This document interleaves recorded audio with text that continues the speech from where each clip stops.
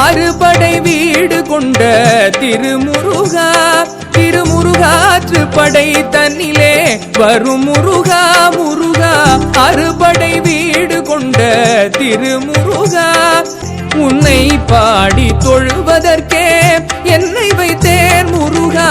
அறுபடை வீடு கொண்ட திருமுருகா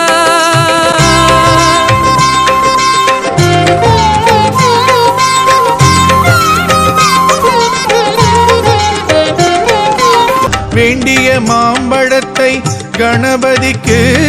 அந்த வெள்ளி பனித்தலையர் கொடுத்ததற்கு ஆண்டியின் கோலமுற்று மலை மீது